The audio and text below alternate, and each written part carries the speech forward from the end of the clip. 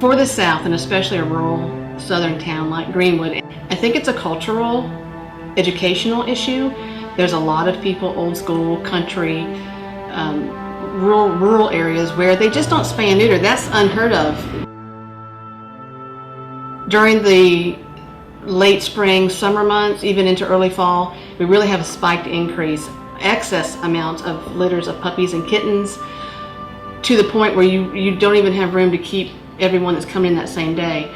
So during the summertime, I would say it spikes as much as 30 dogs a day. Kittens, I hate to even try to guess, but probably at least the very same amount.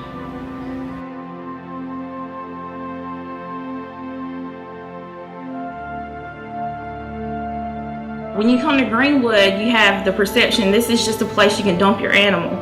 You get tired of them, you move, you can dump your animal off at shelter. They'll fix it. They'll do something with it. They're not thinking how many people are in line behind you to do the same exact thing. If you leave your dog on a chain and you don't socialize that dog, you don't spend time with it, and then, oh, I'm tired of him, let me take him to the shelter.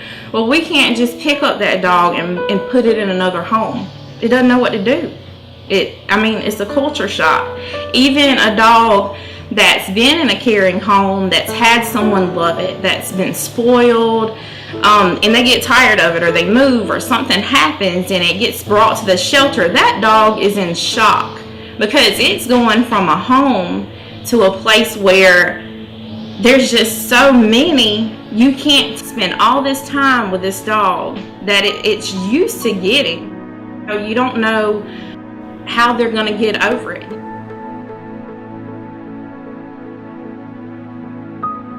This agency in this town is a charity that handles the most number of living beings, at least 200 every day. And we have a very small skeleton crew. We're underfunded. That in itself, the financial restrictions, is one of the biggest things.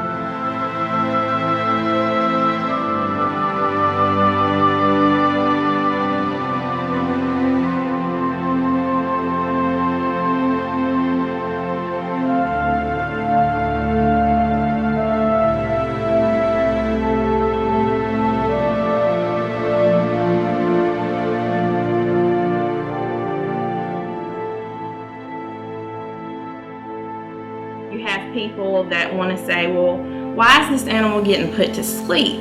Couldn't you have found somebody to take it?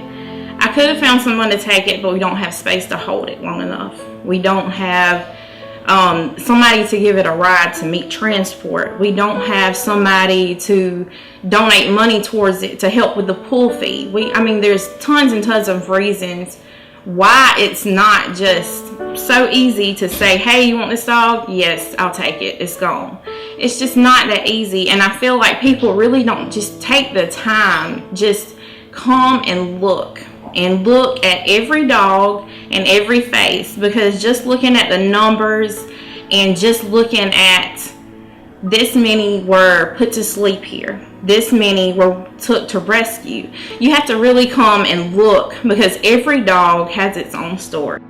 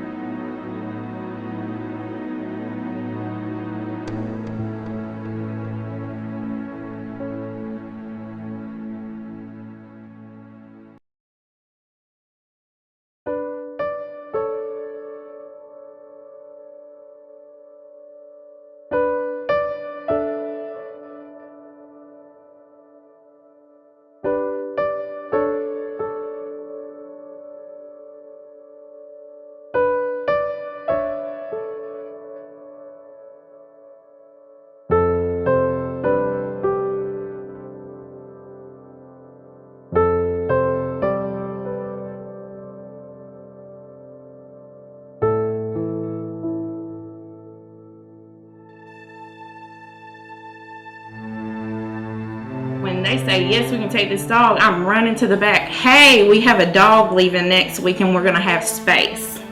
Space is like the best thing you can come by. I mean, it's just always like a battle, just trying to make space and trying to get them somewhere before we run out of space. And it's so great, especially with Jen. When Jen with OPH, when we started working with OPH, when she came down all the way to South Carolina and told me she was just coming by and just wanted me to walk her around and just wanted to meet me, it was just so wonderful just to have somebody that cared enough to see where the dogs are coming from that she's helping, and to have someone that cared enough to see what we're working with, to not just say, oh, this is just a kill shelter, this is just the end of the road for these dogs.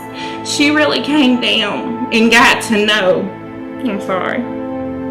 got to know us and got to know me.